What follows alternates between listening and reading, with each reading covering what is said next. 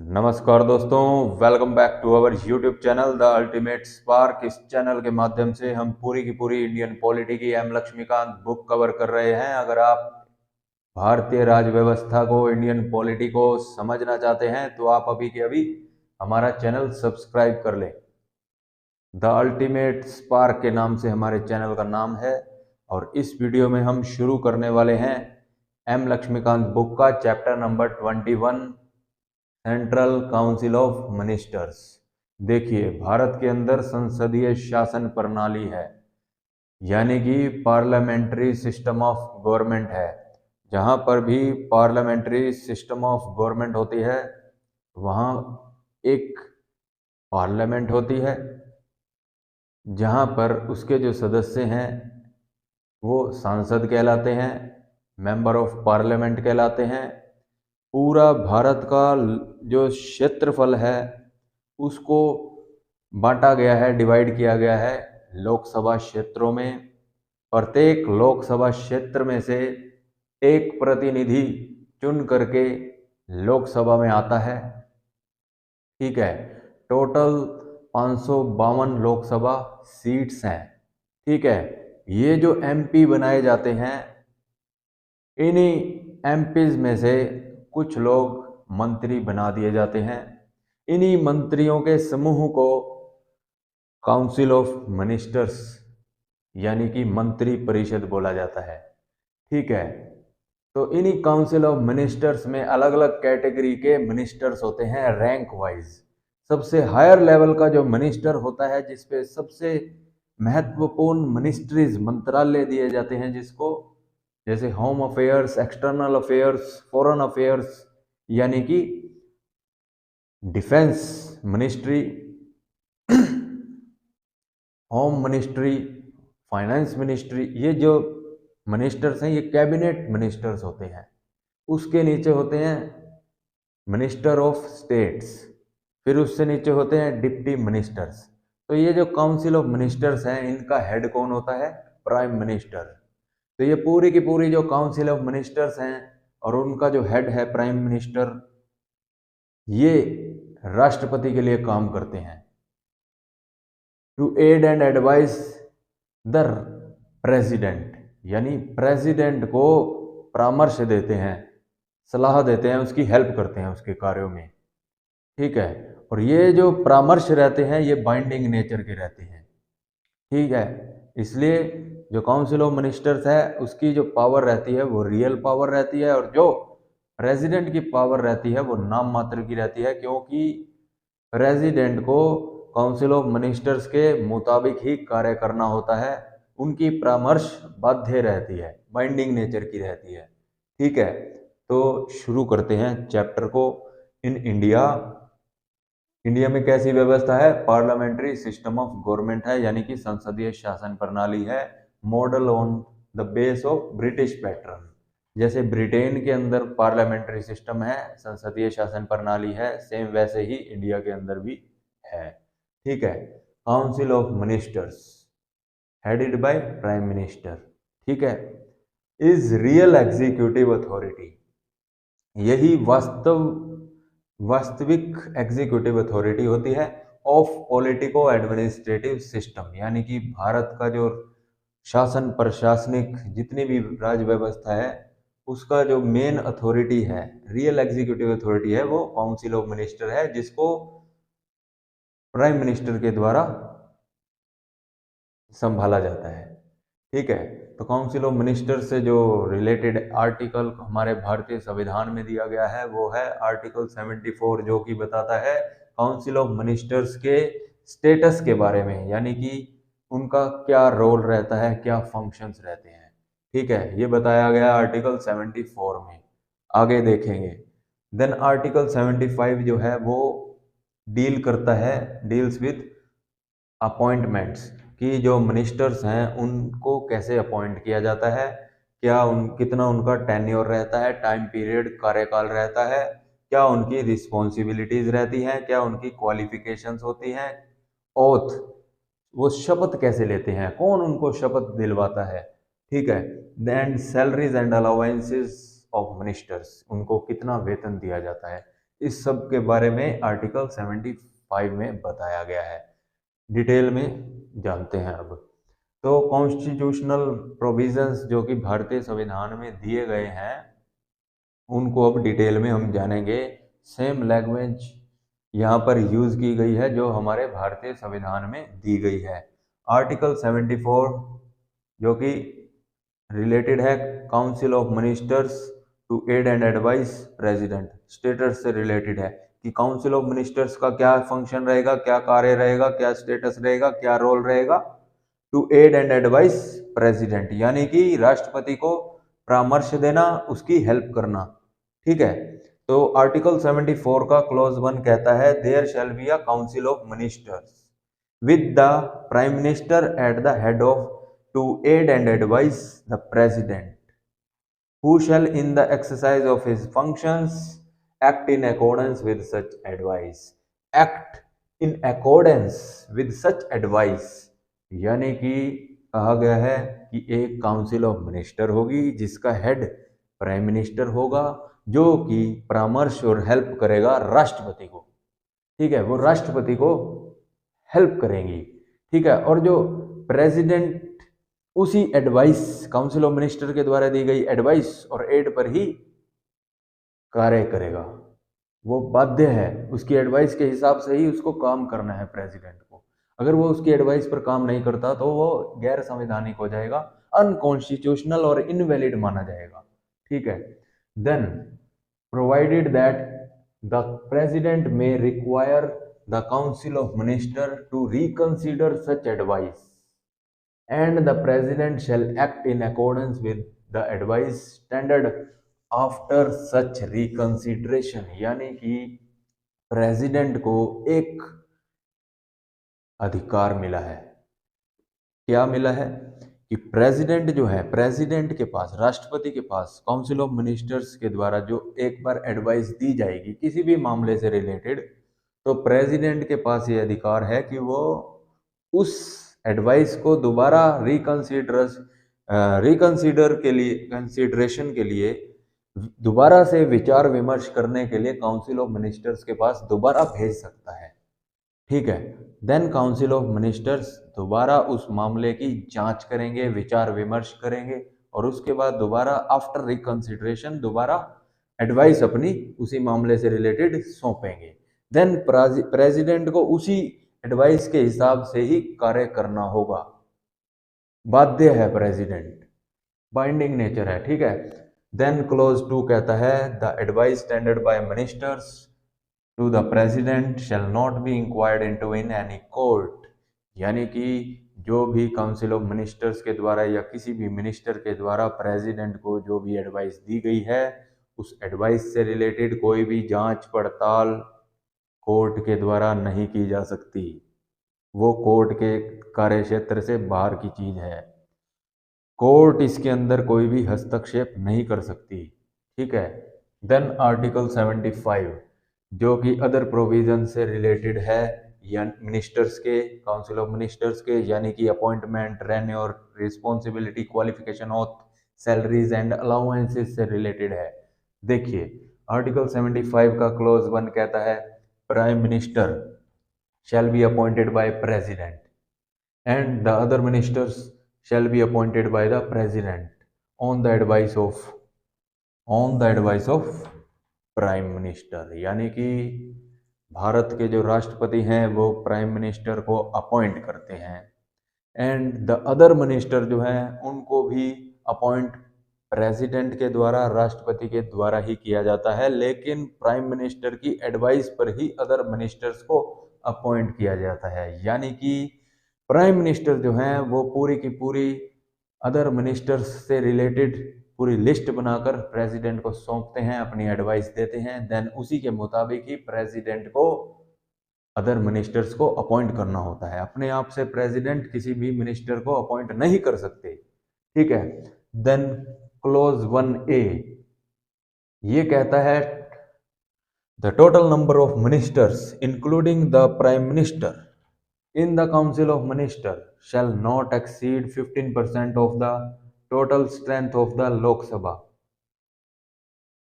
देखिए, ये क्लोज कह रहा है कि लोकसभा के अंदर जितनी भी सीट्स हैं, जितने भी एमपीज हैं, उन एमपीज के, उन नंबर ऑफ एमपीज के 15% लोगों को ही, एमपीज को ही मंत्री बनाया जा सकता है, काउंसिल ऑफ मिनिस्टर्स में शामिल किया जा सकता है। अगर लोकसभा क्षेत्र में 100 एमपी हैं, 100 सीट्स हैं, तो 15% यानी 15% लोग ही, यानी 15 लोग ही मिनिस्टर बन सकते हैं, काउंसिल ऑफ मिनिस्टर्स का पार्ट बन सकते हैं।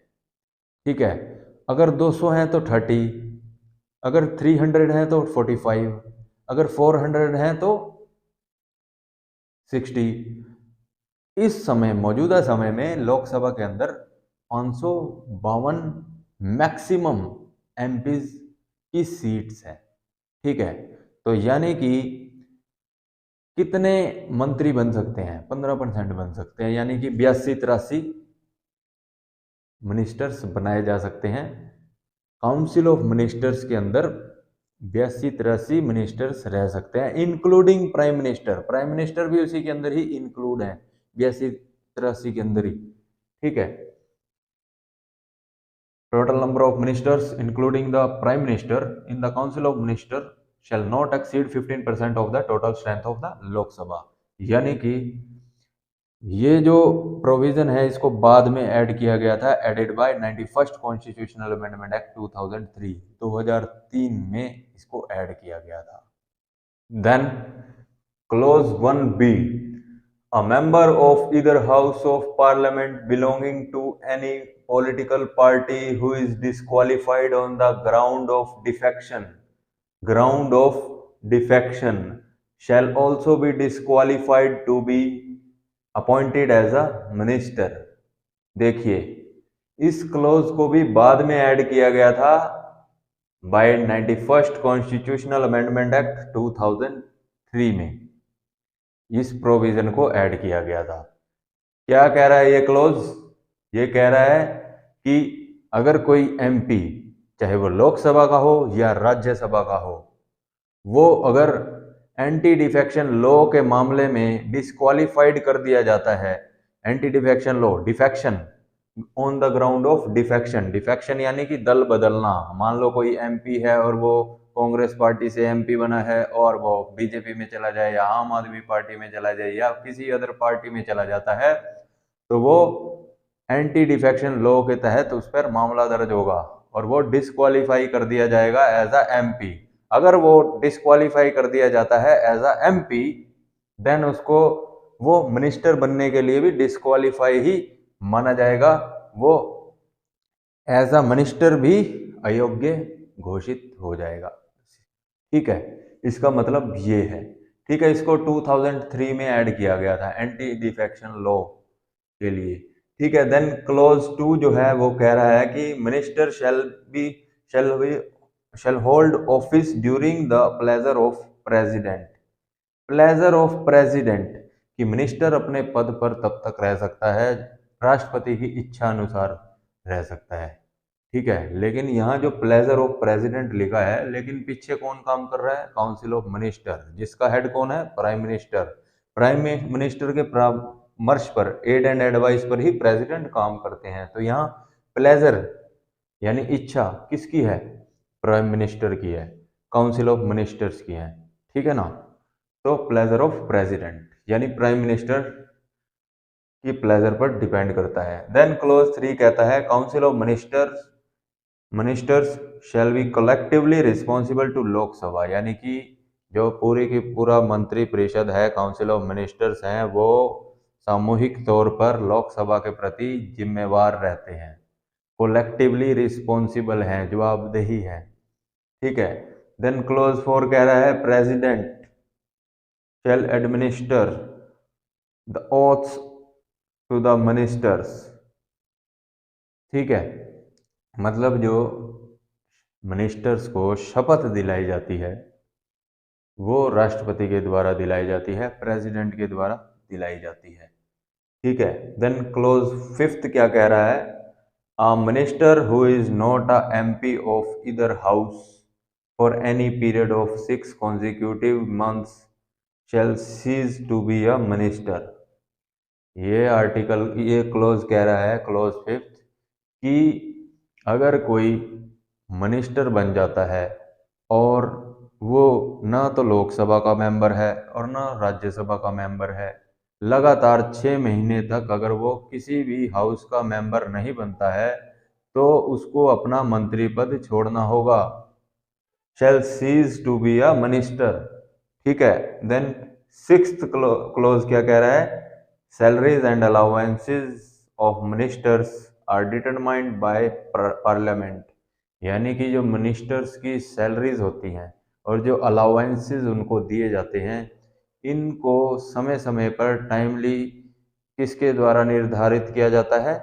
पार्लियामेंट के द्वारा, संसद के द्वारा सैलरी वगैरह डिसाइड की जाती है। देन आर्टिकल 77 जो कि रिलेटेड है conduct of business of government of India. यानी कि गवर्नमेंट ऑफ इंडिया से रिलेटेड जो भी बिजनेस होते हैं, जो भी उनका कामकाज रहता है, उससे रिलेटेड ये आर्टिकल 77 है। आर्टिकल 77 का क्लोज 1 क्या कह रहा है? कह रहा है कि all executive actions of government of India shall be expressed to be taken in the name of president.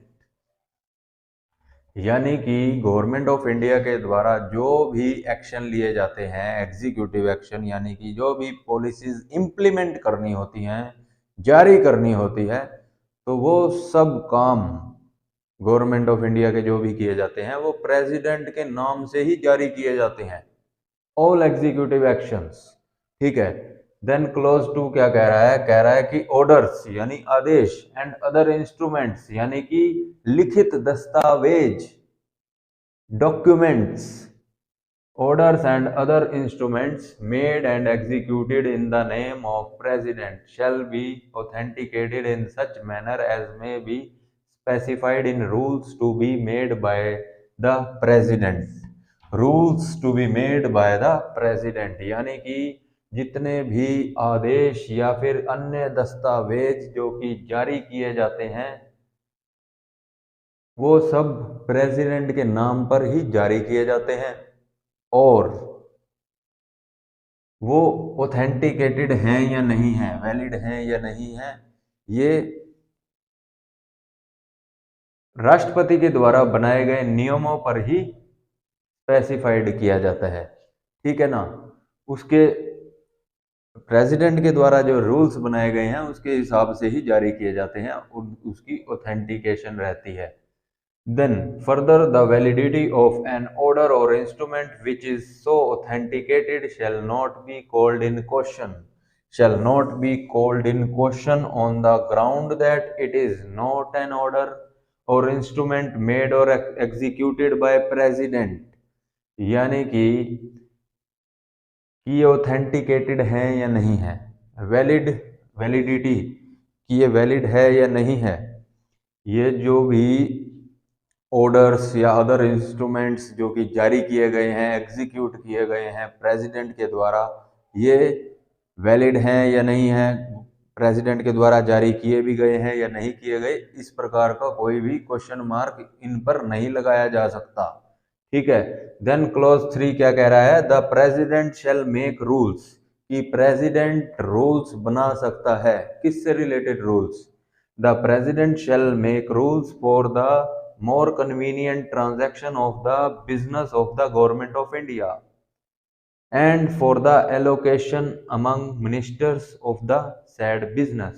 यानी कि भारत के राष्ट्रपति जो हैं वो नियम बना सकते हैं, रूल्स बना सकते हैं गवर्नमेंट ऑफ इंडिया के कामकाज को कन्वीनियंट बनाने के लिए, सुलभ बनाने के लिए, सरल बनाने के लिए, सहज बनाने के लिए और for the allocation among ministers of the sad business, सभी मंत्रियों में उस कार्यों को, गवर्नमेंट ऑफ इंडिया के बिजनेसेस को, कार्यों को मिनिस्टर्स के बीच में किस प्रकार से एलोकेट करना है, बांटना है, इससे रिलेटेड भी नियम, रूल्स बना सकते हैं प्रेसिडेंट। ठीक है। देन है आर्टिकल 78। आर्टिकल 78 जो कि ड्यूटीज ऑफ प्राइम मिनिस्टर से रिलेटेड है। प्राइम मिनिस्टर जो कि हेड है काउंसिल ऑफ मिनिस्टर्स का, ठीक है। तो आर्टिकल 78 का क्लॉज 1 कहता है, it shall be the duty of prime minister to communicate to president all decisions of council of ministers relating to administration of the affairs of the union and proposals for legislation। मतलब कि ये prime minister की जिम्मेवारी है, पूरी की पूरी council of ministers की जिम्मेवारी है कि वो कोई भी डिसीजन, अगर काउंसिल ऑफ मिनिस्टर ने कोई भी डिसीजन यूनियन के एडमिनिस्ट्रेशन से संबंधित कोई भी डिसीजन लिया है, यानी कि पूरे भारतीय संघ से संबंधित कोई भी प्रशासनिक निर्णय अगर मंत्री परिषद ने, काउंसिल ऑफ मिनिस्टर्स ने लिया है, तो उसको प्रेसिडेंट के साथ साझा करें, कम्युनिकेट करें, प्रेसिडेंट को बतलाएं। और इसके अलावा कोई भी कानून बनाने के लिए, लेजिस्लेशन के लिए कोई प्रपोजल अगर आया है, तो उससे संबंधित भी कम्युनिकेशन प्रेसिडेंट के साथ, राष्ट्रपति के साथ जरूर करें, ठीक है। ये प्राइम मिनिस्टर का, काउंसिल ऑफ मिनिस्टर्स का की ड्यूटी है, ठीक है। देन है clause 2, it shall be the duty of prime minister to furnish such information relating to the administration of the affairs of the union and proposals for legislation as the president may call for। president may call for मतलब भारत के राष्ट्रपति भारतीय संघ में से संबंधित कोई भी इंफॉर्मेशन अगर मांगते हैं, president may call for, president Bharat के राष्ट्रपति अगर भारतीय संघ के प्रशासनिक मामलों से संबंधित कोई भी इंफॉर्मेशन अगर मांगते हैं, तो ये भारत के प्राइम मिनिस्टर का कर्तव्य है, उसकी ड्यूटी है कि वो उस इंफॉर्मेशन को राष्ट्रपति को उपलब्ध कराएं। टू फर्निश सच इंफॉर्मेशन, कैसी information? President may call for to furnish such information, ठीक है। किससे related? Administration of affairs of the union, इससे रिलेटेड, ठीक है।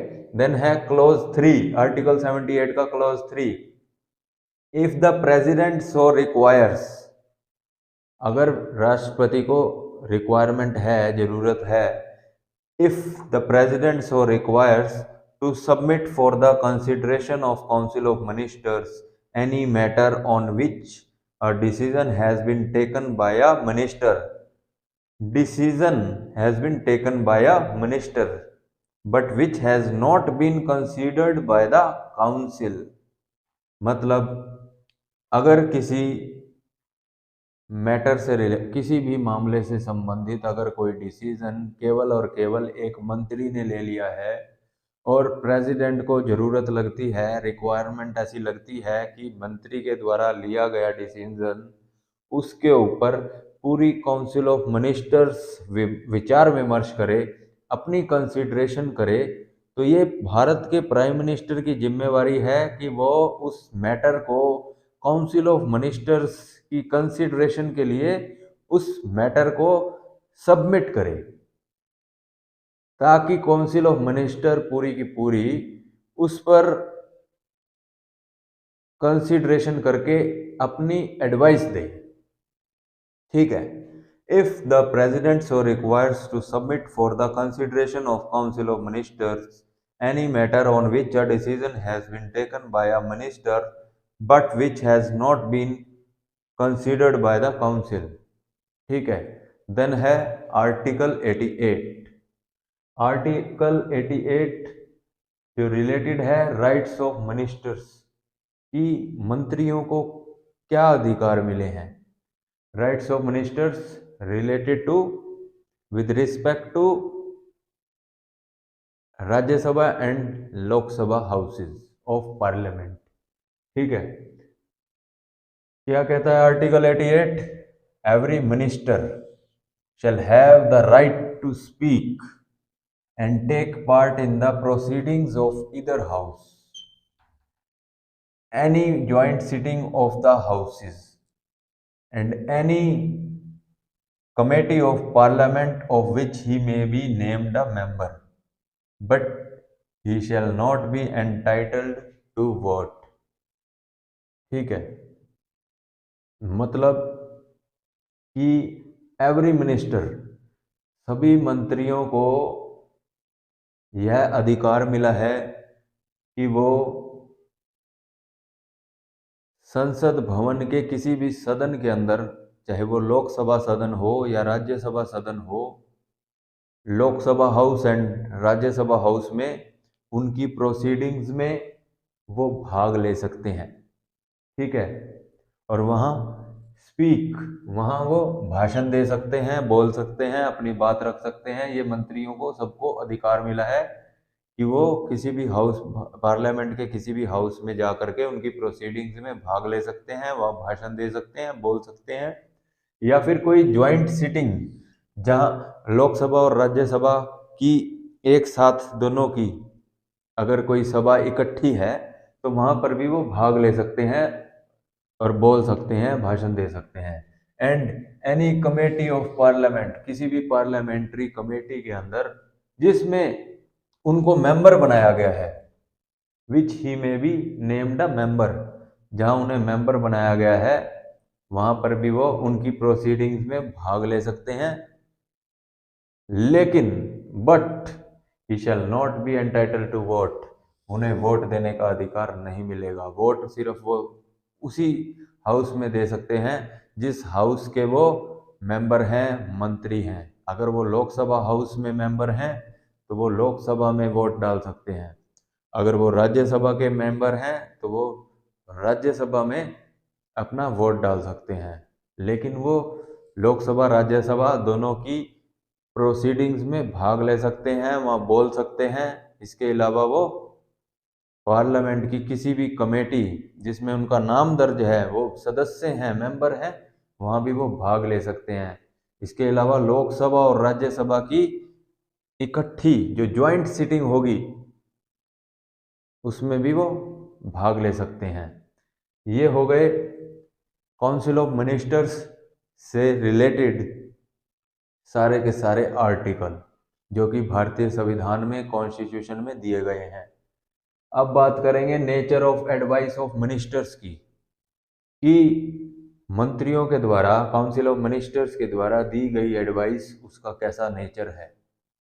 देखिए आर्टिकल 74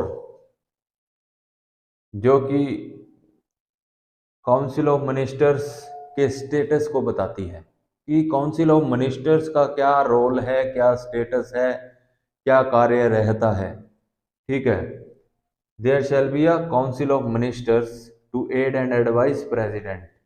मतलब जो काउंसिल ऑफ मिनिस्टर्स है उसका ये काम रहता है, ये रोल रहता है कि वो राष्ट्रपति को एड एंड एडवाइस देते हैं, वो उसके कार्य में उसकी हेल्प करते हैं और उनको परामर्श देते हैं, सलाह देते हैं।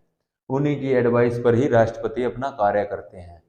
ठीक है, तो आर्टिकल 74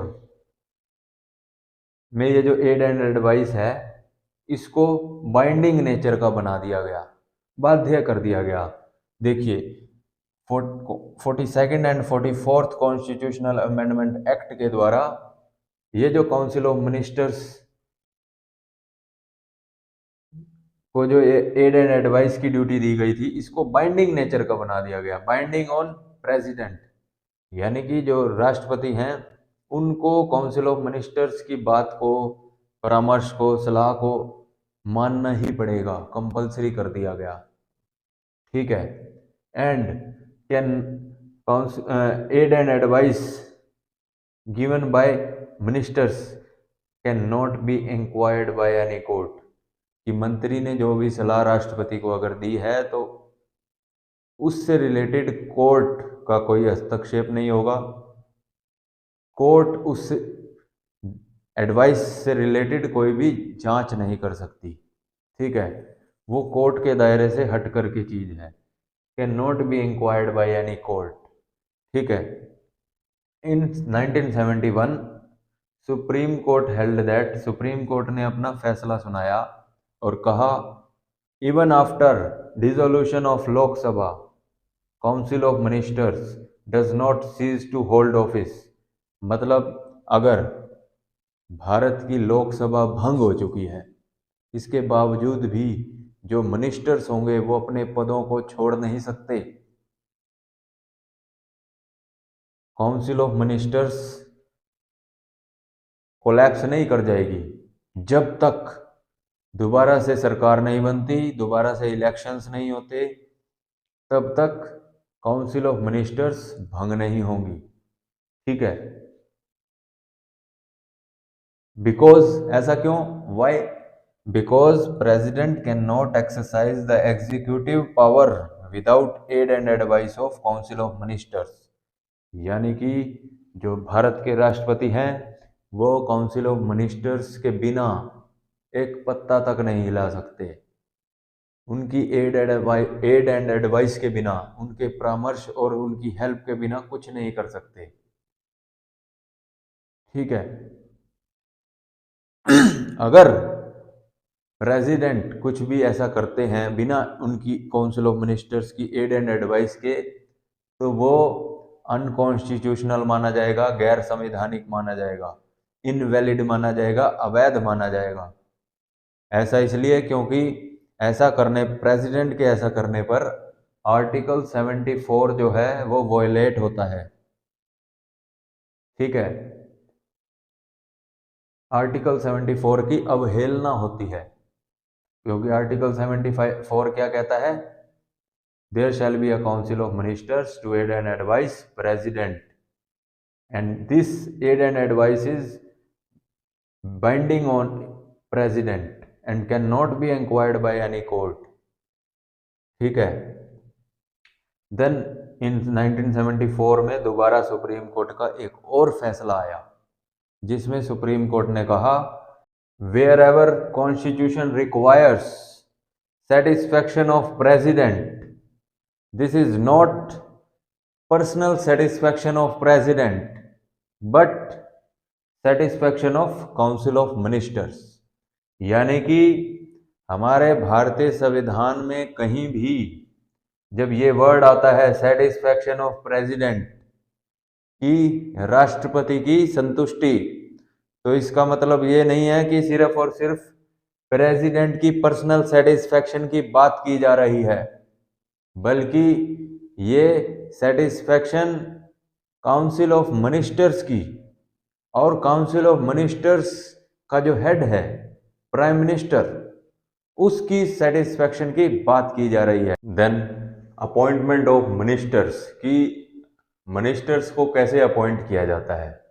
देखिए, जो हमारे प्राइम मिनिस्टर हैं उनको प्रेसिडेंट के द्वारा अपॉइंट किया जाता है, एंड जो अदर मिनिस्टर्स हैं उनको भी प्रेसिडेंट के द्वारा ही अपॉइंट किया जाता है। लेकिन जो अदर मिनिस्टर्स हैं उनको प्राइम मिनिस्टर की एडवाइस पर ही प्रेसिडेंट के द्वारा अपॉइंट किया जाता है। Other ministers are appointed by president on the advice of prime minister. यानी कि पीछे कौन है, prime minister. Prime minister main है, वही डिसाइड करते हैं कि किसको मिनिस्टर बनाना है। ठीक है, देन मिनिस्टर कौन बन सकता है, एमपी ऑफ, यानी member of parliament of Lok Sabha और राज्यसभा। लोकसभा या राज्यसभा का सदस्य कोई भी अगर है तो वो मंत्री बन सकता है। ठीक है, अपॉइंटेड एज मिनिस्टर। लेकिन अगर कोई ना लोकसभा का मेंबर है और ना ही राज्यसभा का मेंबर है, वो एमपी नहीं है। If not MP can also appointed as minister. जो न लोकसभा का सदस्य है न राज्यसभा का सदस्य है वो भी मंत्री बन सकता है, लेकिन but within 6 months he must become a MP either by election or nomination, otherwise ceases to be a minister। यानी कि जो न लोकसभा का सदस्य है न राज्यसभा का सदस्य है वो भी मंत्री बन सकता है, लेकिन उसको 6 महीने के अंदर अंदर विद इन 6 मंथ्स उसको या तो लोकसभा की सदस्यता लेनी होगी या राज्यसभा की सदस्यता लेनी होगी। उसको एमपी बनना होगा, चाहे वो इलेक्शन के थ्रू एमपी बने या फिर वो नॉमिनेशन के द्वारा एमपी बने। ठीक है, उसको एमपी बनना पड़ेगा। अगर वो किसी भी 6 महीने के अंदर अंदर लोकसभा या राज्यसभा का सदस्य नहीं बनता है तो उसको अपना मंत्री पद छोड़ना होगा, otherwise ceases to be a minister. ठीक है, देन बात करेंगे ओथ की, शपथ की, कि जो मंत्री के द्वारा शपथ ली जाती है, oath of secrecy and oath of office, गोपनीयता की शपथ, तो वो क्या रहती है देखिए। Before a minister enters upon his office, president administers to him oaths of office and secrecy. तो यहाँ जो शपथ दिलाई जाती है वो भी भारत के राष्ट्रपति के द्वारा यानी कि प्रेसिडेंट के द्वारा ओथ शपथ दिलाई जाती है। ठीक है, कब दिलाई जाती है? जब भी कोई मंत्री बनता है तो अपॉइंट किया जाता है, उसके बाद उसको अपना काम संभालने से पहले, कार्यालय में एंट्री करने से पहले ही उसको शपथ दिला दी जाती है। Oath of office and oath of secrecy, गोपनीयता की शपथ भी दिलाई जाती है। ठीक है, तो ओथ क्या है, शपथ क्या है, वो हमने प्राइम मिनिस्टर चैप्टर में भी समझ लिया था। आप वो वीडियो देख लो प्राइम मिनिस्टर वाली, या फिर बुक में से भी आप देख सकते हो। देन इन 1990 चौधरी देवीलाल, उन्होंने शपथ ली थी as a deputy prime minister. 1990 में वो डिप्टी प्राइम मिनिस्टर बने थे और उन्होंने शपथ ली थी as a deputy prime minister, जिसको सुप्रीम कोर्ट के अंदर चैलेंज कर दिया गया कि ये जो डिप्टी प्राइम मिनिस्टर की ओथ ली गई है ये अनकॉन्स्टिट्यूशनल है, ये गैर संवैधानिक है। As constitution provides only for PM and other minister, कि हमारे संविधान के अंदर सिर्फ प्राइम मिनिस्टर की ओथ बताई गई है और मिनिस्टर्स की ओथ बताई गई है, लेकिन वहाँ डिप्टी प्राइम मिनिस्टर का कोई जिक्र नहीं है, कोई ओथ नहीं है। इसलिए ये जो ओथ है, ये जो शपथ ली गई है, ये गैर संवैधानिक है, अनकॉन्स्टिट्यूशनल है, इनवैलिड है। ठीक है, तब सुप्रीम कोर्ट ने अपना फैसला सुनाया, निर्णय लिया। उन्होंने कहा कि ये जो ओथ ली गई है as a deputy prime minister, ये वैलिड है और कॉन्स्टिट्यूशनल है, संवैधानिक है। कैसे? उन्होंने आगे डिस्क्राइब किया और कहा, supreme court upheld that describing a person as a deputy prime minister is descriptive only, and such description does not confer on him any powers of prime minister। यानी कि किसी भी मिनिस्टर को डिप्टी प्राइम मिनिस्टर कहना ये केवल कथनीय तौर पर है, डिस्क्रिप्टिव है, डिस्क्रिप्टिव ओनली। किसी को डिप्टी प्राइम मिनिस्टर कहना उसको प्राइम मिनिस्टर की पावर नहीं दे देता, कि वो अगर डिप्टी प्राइम मिनिस्टर है तो उसकी जो पावर है वो प्राइम मिनिस्टर की आधी होगी या वो प्राइम मिनिस्टर जितनी पावर उसकी हो जाएगी, ऐसा नहीं है।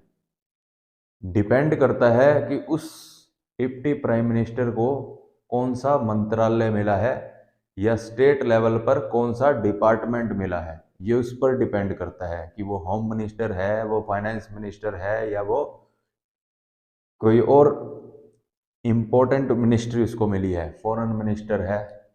ठीक है, तो कब बनाया जाता है एक डिप्टी प्राइम मिनिस्टर या स्टेट लेवल पर डिप्टी चीफ मिनिस्टर? ये पॉलिटिकल रीजन से बनाया जाता है, जब किसी को पार्टी को पूर्ण बहुमत नहीं मिलता है, मेजोरिटी नहीं मिलती है, उस समय में दूसरी पार्टी का समर्थन लेने के लिए सामने वाली अदर पार्टी के लीडर को डिप्टी प्राइम मिनिस्टर या डिप्टी चीफ मिनिस्टर बनाया जाता है पॉलिटिकल रीजन के कारण से, मान सम्मान के लिए, समर्थन प्राप्त करने के लिए, ठीक है। लेकिन इससे उसकी जो पावर है वो डिप्टी प्राइम मिनिस्टर की पावर प्राइम मिनिस्टर जितनी नहीं हो जाएगी, ये बात सुप्रीम कोर्ट ने कही, ठीक है। अब बात करेंगे सैलरीज एंड अलाउंसेस, जो मंत्रियों को वेतन दिए जाते हैं, भत्ते दिए जाते हैं, वो कितने होते हैं और कौन डिसाइड करता है। तो सैलरीज एंड अलाउंसेस डिटरमाइन की जाती हैं पार्लियामेंट के द्वारा। संसद समय समय पर निर्धारित करती है कि एक मंत्री की कितनी सैलरी होनी चाहिए, क्या उसके अलाउंसेस होने चाहिए, ठीक है। तो इस समय एक मंत्री की जो सैलरी रहती है वो एक मेंबर ऑफ पार्लियामेंट एमपी के बराबर की सैलरी रहती है। इसके अलावा उसको अलाउंसेस भत्ते दिए जाते हैं, जैसे travelling allowances plus sumptuary allowances plus medical facility plus free accommodation, यानी कि उसको रहने के लिए फ्री घर दिया जाता है जब तक वो मंत्री है। देन रिस्पॉन्सिबिलिटी ऑफ मिनिस्टर्स की, मिनिस्टर्स की क्या रिस्पॉन्सिबिलिटी रहती है, ठीक है। देखिए, जो काउंसिल ऑफ मिनिस्टर्स हैं वो उनकी कोलेक्टिव रिस्पॉन्सिबिलिटी रहती है, यानी कि सामूहिक जवाबदेही रहती है। किसके प्रति? लोकसभा के प्रति। देखिए आर्टिकल 75 क्या कहता है। Article 75 clearly states that council of ministers are collectively responsible to Lok Sabha, की जो काउंसिल ऑफ मिनिस्टर्स हैं, पूरी की पूरी मंत्री परिषद है, वो लोकसभा के प्रति सामूहिक रूप से कोलेक्टिवली रिस्पॉन्सिबल रहती है, जवाबदेह रहती है, ठीक है। They work as a team, वो टीम की तरह काम करते हैं सारे मंत्री काउंसिल ऑफ मिनिस्टर्स में। एंड दे स्विम और सिंक टुगेदर, वो तैरते भी इकट्ठा है और डूबते भी इकट्ठा ही है। डूबते कैसे हैं? देखिए, when Lok Sabha pass no confidence motion against Council of Ministers, then all ministers have to resign. Alternatively, Council of Ministers can advise President to dissolve the Lok Sabha and call for fresh elections. Then, President may not oblige Council of Ministers that has lost the confidence of लोक सभा, यानी कि जब लोकसभा के अंदर लोकसभा के द्वारा सभी मेंबर ऑफ पार्लियामेंट जितने भी हैं एमपी, उनके द्वारा काउंसिल ऑफ मिनिस्टर्स के प्रति उनके खिलाफ अगर अविश्वास मत पारित हो जाता है, नो कॉन्फिडेंस मोशन पास हो जाता है, तो ऐसे में पूरे काउंसिल ऑफ मिनिस्टर्स को, सभी मंत्रियों को अपने पदों से इस्तीफा देना होगा। All ministers have to resign, इस्तीफा देना पड़ेगा।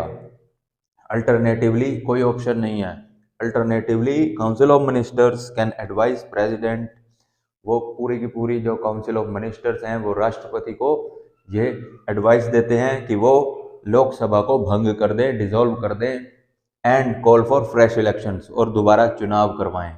ऐसे में जो प्रेसिडेंट हैं, प्रेसिडेंट में not oblique council of ministers that has lost the confidence of Lok Sabha, ऐसे में जो काउंसिल ऑफ मिनिस्टर्स है जिनके पास लोकसभा के अंदर विश्वास मत ही नहीं है, कॉन्फिडेंस ही नहीं है, ऐसी काउंसिल ऑफ मिनिस्टर्स की राष्ट्रपति बात मानने से, एडवाइस मानने के लिए बाध्य नहीं है।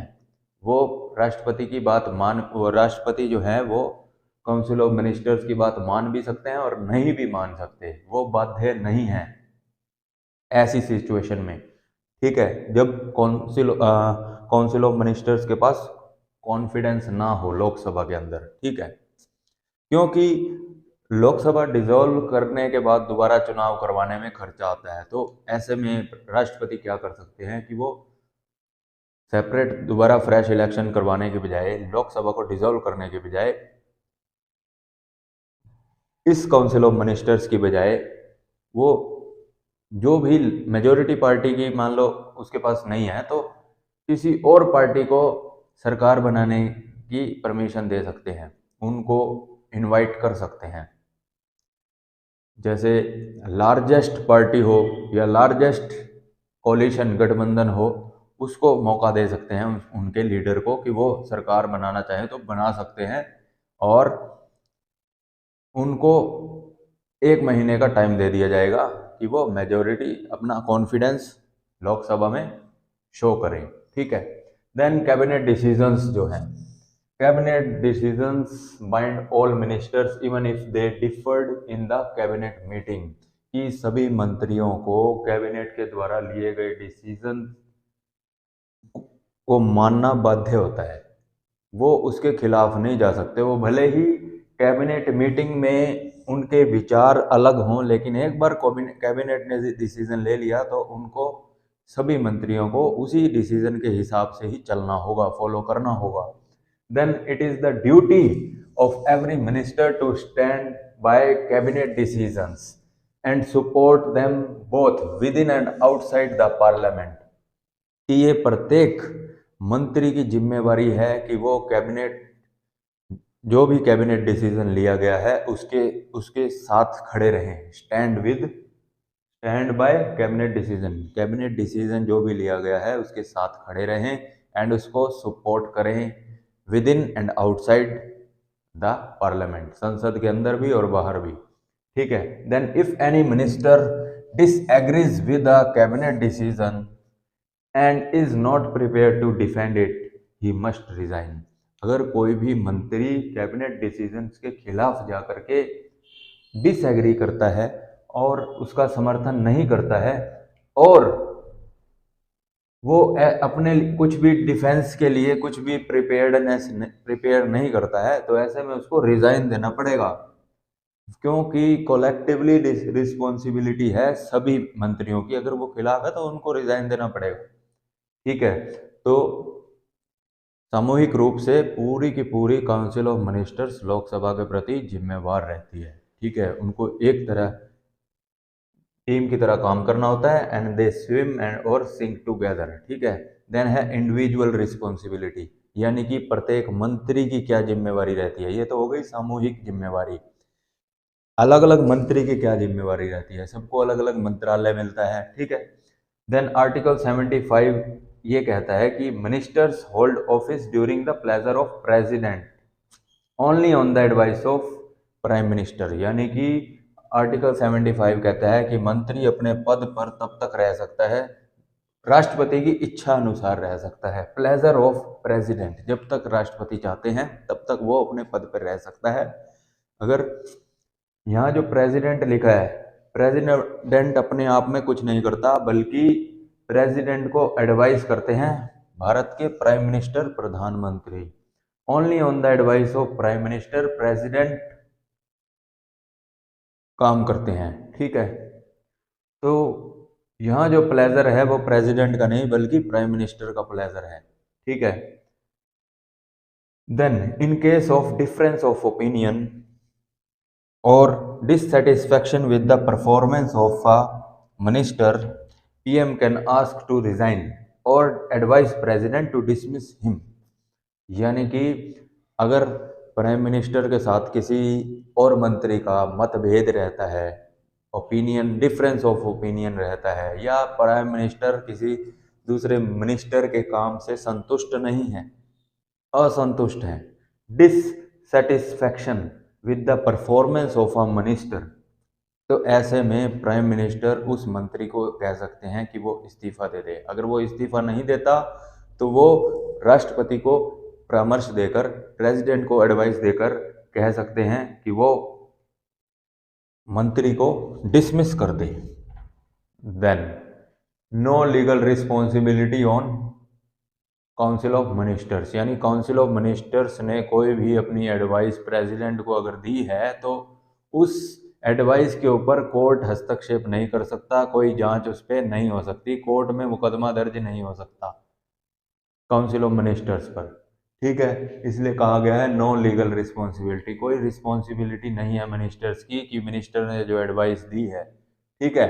लेकिन ब्रिटेन में क्या होता है, in Britain every order of king for any public act is countersigned by a minister, यानी कि किंग ने अगर कोई भी आदेश जारी किया है, ऑर्डर जारी किया है पब्लिक एक्ट से संबंधित, तो उसको जो है मिनिस्टर जो होगा वहां का, वो चेक करेगा पहले अच्छे से कि इसमें कोई त्रुटि तो नहीं है।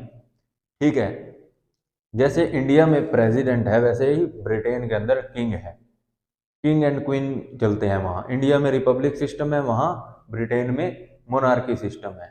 ठीक है, देखिए, if order is in violation of any law, minister would be held responsible and would be liable in the court. यानी कि ब्रिटेन के अंदर ये कहा गया है कि मिनिस्टर के अगर उस आदेश के द्वारा जो किंग ने जारी किया है, अब वो मिनिस्टर चेक करता है पहले, अगर उसके बावजूद भी कोई उस ऑर्डर के अंदर कोई कानून का उल्लंघन हो जाए, लॉ वायलेट हो जाए, तो ऐसे में मिनिस्टर रिस्पॉन्सिबल होगा, जवाबदेह होगा, और मिनिस्टर के ऊपर कोर्ट के अंदर केस चल सकता है।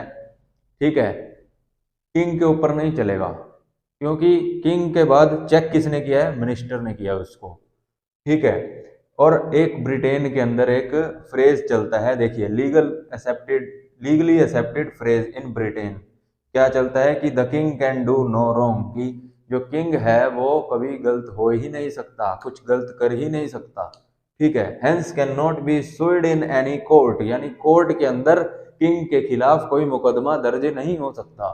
ठीक है, लेकिन यहाँ सारी जो लीगल रिस्पॉन्सिबिलिटी है ब्रिटेन के अंदर, वो किसके ऊपर है? मिनिस्टर के ऊपर। मिनिस्टर के ऊपर कोर्ट के अंदर केस दर्ज हो सकता है और वो जिम्मेवार रहेगा लीगली। लेकिन इंडिया के अंदर क्या है? In India no legal responsibility of a minister, minister के ऊपर कोई लीगल रिस्पॉन्सिबिलिटी नहीं होती, कोर्ट हस्तक्षेप नहीं कर सकता कि जो भी मिनिस्टर ने एडवाइस दी है प्रेसिडेंट को। ठीक है, courts are barred from inquiring the nature of advice rendered by the ministers to president. ठीक है, देन अब बात करेंगे कॉम्पोजिशन की, composition of council of ministers, यानी जो काउंसिल ऑफ मिनिस्टर्स है पूरी की पूरी, उसका क्या स्ट्रक्चर है, कौन कौन उसमें शामिल है। देखिए, ये पूरी की पूरी काउंसिल ऑफ मिनिस्टर्स है। ठीक है, इसमें जो मेन अथॉरिटी है, जो हेड है काउंसिल ऑफ मिनिस्टर्स का, वो प्राइम मिनिस्टर है। ठीक है, प्राइम मिनिस्टर ये मेन अथॉरिटी है। प्राइम मिनिस्टर के एडवाइस पर ही प्रेसिडेंट जो है वो प्राइम मिनिस्टर के एडवाइस पर ही पूरी की पूरी काउंसिल ऑफ मिनिस्टर्स और अदर मिनिस्टर्स को अपॉइंट करते हैं। ठीक है, तो प्राइम मिनिस्टर मेन न्यूक्लियस है। ठीक है, देन प्राइम मिनिस्टर्स के बाद जो सबसे महत्वपूर्ण और उसके सबसे करीबी और जो सबसे सीनियर मिनिस्टर्स होते हैं, वो है कैबिनेट मिनिस्टर्स। ठीक है, तो इस कैबिनेट मिनिस्टर्स के समूह को कैबिनेट भी बोल दिया जाता है। ठीक है, ये जो कैबिनेट मिनिस्टर्स होते हैं, इनके पास ये एक तो सीनियर होते हैं, दूसरा इनके पास सबसे इम्पोर्टेंट महत्वपूर्ण मंत्रालय होते हैं, मिनिस्ट्रीज होती हैं, जैसे defence ministry, external affairs ministries यानी foreign affairs ministry, home affairs ministries, finance ministries. ठीक है, ये जितनी महत्वपूर्ण जो मिनिस्ट्रीज होती हैं वो कैबिनेट मिनिस्टर्स के पास होती हैं। इंडिपेंडेंट चार्ज होता है इनके पास, बहुत जल्दी जल्दी कैबिनेट की मिनिस्टर्स की मीटिंग्स होती हैं, कैबिनेट मीटिंग्स होती हैं। ठीक है, देन कैबिनेट मिनिस्टर्स के बाद जो कैटेगरी है वो है मिनिस्टर ऑफ स्टेट। ये कैबिनेट मिनिस्टर्स से रैंक में छोटे होते हैं, निचले लेवल के होते हैं। मिनिस्टर ऑफ स्टेट, ये जो मिनिस्टर ऑफ स्टेट्स हैं, ये कैबिनेट मिनिस्टर्स को हेल्प करते हैं, असिस्ट करते हैं। उन कैबिनेट मिनिस्टर्स की मिनिस्ट्रीज के जो कुछ कुछ डिपार्टमेंट हैं वो इनको मिल जाते हैं, तो ये कैबिनेट मिनिस्टर्स के साथ काम करते हैं, असिस्ट करते हैं उनको। और कई बार इन मिनिस्टर ऑफ स्टेट्स को अलग से भी इंडिपेंडेंट चार्ज मिल जाता है, मिनिस्ट्री मिल जाती है। देखिए, ये जो मिनिस्टर ऑफ स्टेट्स हैं, ये कैबिनेट मीटिंग्स में नॉर्मली शामिल नहीं हो सकते, लेकिन अगर मिनिस्टर ऑफ स्टेट को कोई अलग से इंडिपेंडेंट चार्ज मिला है किसी मंत्रालय का, तो कैबिनेट के द्वारा जब बुलाया जाता है मीटिंग में तब वो शामिल हो सकते हैं। जब बुलाया जाए तब शामिल हो सकते हैं। जब भी उनको मिनिस्टर ऑफ स्टेट से रिलेटेड जो मंत्रालय है उससे रिलेटेड कोई विचार विमर्श करना हो, कंसिडरेशन करना हो, कोई डिसीजन लेना हो, तब मिनिस्टर ऑफ स्टेट को बुलाया जा सकता है कैबिनेट मीटिंग में। ठीक है। देन जो थर्ड कैटेगरी के जो मिनिस्टर्स होते हैं वो होते हैं डिप्टी मिनिस्टर्स, यानी उप मंत्री। ये जो डिप्टी मिनिस्टर्स होते हैं इनको कभी भी सेपरेट अलग इंचार्ज नहीं बनाया जाता है, इंडिपेंडेंट चार्ज नहीं मिलता। ठीक है। ये जो डिप्टी मिनिस्टर्स होते हैं या तो ये मिनिस्टर ऑफ स्टेट को हेल्प करते हैं, असिस्ट करते हैं, या ये डिप्टी मिनिस्टर्स कैबिनेट मिनिस्टर्स को असिस्ट करते हैं। ये कैबिनेट मिनिस्टर्स सीनियर मिनिस्टर्स के पॉलिटिकल ड्यूटीज को, पार्लियामेंट्री ड्यूटीज को और एडमिनिस्ट्रेटिव प्रशासनिक ड्यूटीज को, कर्तव्यों को पालन करने में उनकी हेल्प करते हैं, असिस्ट करते हैं। ठीक है। इनको कभी भी सेपरेट चार्ज नहीं मिलता, कोई मंत्रालय नहीं मिलता। ठीक है। ये इसी के काम को देखते हैं और बड़े बड़े मंत्रालयों के जो छोटे छोटे अलग जो डिपार्टमेंट है उनको ये संभालते हैं। ठीक है। ये जो होते हैं डिप्टी मिनिस्टर्स, ये कभी भी कैबिनेट मीटिंग्स में शामिल नहीं हो सकते। ठीक है। तो ये थर्ड कैटेगरी के मिनिस्टर्स होते हैं। इसके बाद एक और कैटेगरी भी है पार्लियामेंट्री सेक्रेटरीज। ये भी काउंसिल ऑफ मिनिस्टर्स का ही पार्ट होते हैं और सबसे लास्ट लेवल के, लास्ट कैटेगरी के ये पार्लियामेंट्री सेक्रेटरीज होते हैं। ये पार्लियामेंट्री सेक्रेटरीज हेल्प करते हैं कैबिनेट मिनिस्टर्स को उनकी पार्लियामेंट्री ड्यूटीज को हैंडल करने के लिए, उनको असिस्ट करने के लिए हेल्प करते हैं। ठीक है। तो ये हो गई सारी की सारी काउंसिल ऑफ मिनिस्टर्स। ठीक है। देन ये काउंसिल ऑफ मिनिस्टर्स जो होती है ये प्राइम मिनिस्टर के एडवाइस पर बनाई जाती है, और ये जो होती है ये काउंसिल ऑफ मिनिस्टर्स ये एड एंड एडवाइस करती हैं प्रेसिडेंट को।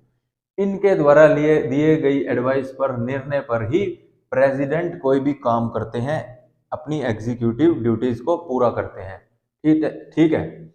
देन रोल ऑफ कैबिनेट, कि कैबिनेट जो है ये कैबिनेट मिनिस्टर्स का जो समूह है इसके बारे में बताया गया है कि कैबिनेट का क्या रोल रहता है। देखिए cabinet role, cabinet is the highest decision making authority. जो कैबिनेट है वहीं पर ही सारे डिसीजन लिए जाते हैं, हाईएस्ट लेवल की जो अथॉरिटी है वो कैबिनेट के पास है। Then chief policy formulating body, यहीं पर ऑफ सेंट्रल गवर्नमेंट की जितनी भी पॉलिसी बनाई जाती हैं उसके जो चीफ पॉलिसी फॉर्मुलेटिंग बॉडी है वो यही कैबिनेट है। देन सुप्रीम एग्जीक्यूटिव अथॉरिटी, जितनी भी गवर्नमेंट के द्वारा लिए गए डिसीजंस उनको जब एग्जीक्यूट करना होता है, इम्प्लीमेंट करना होता है, वो भी कैबिनेट के द्वारा ही किया जाता है। ये ही मेन चीफ एग्जीक्यूटिव अथॉरिटी है। Then chief coordinator of central administration, जितना भी सेंट्रल यूनियन लेवल का जो भी एडमिनिस्ट्रेशन है, प्रशासन है, उसको कोऑर्डिनेट यहीं से किया जाता है कैबिनेट के अंदर। Then chief crisis manager in emergency situation, जब भी इमरजेंसी की सिचुएशन आती है ऐसे में ये जो कैबिनेट है ये चीफ क्राइसिस मैनेजर का रोल अदा करती हैं। Then exercises control over higher appointments, जितने भी हायर लेवल के जो अधिकारी नियुक्त किए जाते हैं, अपॉइंट किए जाते हैं, हायर अपॉइंटमेंट्स जो होती हैं, जैसे यूनियन पब्लिक सर्विस कमीशन के चेयरमैन या इलेक्शन कमीशन के जो चेयरमैन है या इलेक्शन कमिश्नर जो हैं, या फिर इसके अलावा जो अदर फाइनेंस कमिश्नर हो गए, तो ये जो बड़ी बड़ी पोस्ट हैं तो ये कौन कंट्रोल करता है? वो कैबिनेट कंट्रोल करती है। ठीक है। इसके अलावा एक वर्ड है किचन कैबिनेट। किचन कैबिनेट यानी कि किचन में तो खाना बनता है, कुक होता है, फूड, ठीक है। किचन कैबिनेट क्या है? किचन कैबिनेट प्राइम मिनिस्टर के सबसे करीबी जो लोग होते हैं, जैसे प्राइम मिनिस्टर के सबसे करीबी, जिन पर प्राइम मिनिस्टर सबसे ज़्यादा भरोसा करते हैं, और उनके फ्रेंड्स हो गए, उनकी फैमिली हो गई, फैमिली मेंबर्स हो सकते हैं, या फिर कोई बड़े बड़े बिजनेसमैन हो सकते हैं, जैसे अडानी, अंबानी या मोहन भागवत। तो जैसे ये जो प्राइम मिनिस्टर के जो सबसे करीब लोग हैं, वो किचन कैबिनेट का पार्ट हो सकते हैं। किचन कैबिनेट ये एक एक्स्ट्रा कॉन्स्टिट्यूशनल बॉडी है। ये फॉर्मल है और ये एक इनफॉर्मल बॉडी है। किचन कैबिनेट में 10 से 15 लोग हो सकते हैं, इससे ज़्यादा भी हो सकते हैं, कम भी हो सकते हैं, आउटसाइडर भी हो सकते हैं, या कोई कैबिनेट मिनिस्टर्स जो हैं, उन मिनिस्टर्स में से भी कुछ लोग हो सकते हैं। तो प्राइम मिनिस्टर के जो सबसे करीबी लोग होते हैं, या कोई एक्सपर्ट हो सकते हैं, वो लोग जो होते हैं वो किचन कैबिनेट का पार्ट होते हैं। किचन कैबिनेट में ही कई बार डिसीजंस लिए जाते हैं, और उनको फॉर्मल, उन पर एक वैलिडिटी दिखाने के लिए कैबिनेट के अंदर उनको परोस दिया जाता है, ठीक है। तो फ्रीक्वेंटली जो डिसीजन कई बार लिए जाते हैं प्राइम मिनिस्टर के द्वारा, वो और सीक्रेटली वो किचन कैबिनेट में लिए जाते हैं, ठीक है। तो इस चैप्टर में आज इतना ही इस वीडियो में। अगर वीडियो आपको अच्छी लगी हो तो इसको ज़्यादा से ज़्यादा शेयर करें, वीडियो को लाइक भी करें, और न्यू चैप्टर जो अब हमारा आएगा अगला, वो आएगा चीफ मिनिस्टर, ठीक है जी। धन्यवाद।